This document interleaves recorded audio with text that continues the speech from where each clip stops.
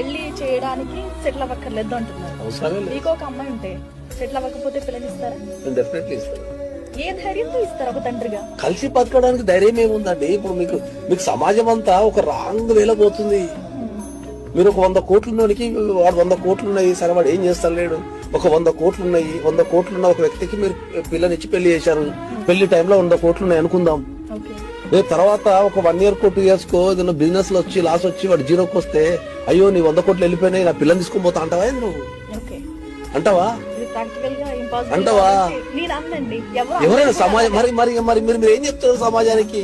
ఈ సమాజానికి ఏం చెప్తున్నారు మీరు? ఆడపిల్లలకైనా మగ పిల్లలకైనా నేర్పాల్సింది ఏంది? ఒక వ్యక్తితో ఎట్లా కలిసి ఉండాలా, ఒక వ్యక్తిని ఎట్లా కాపాడుకోవాలా.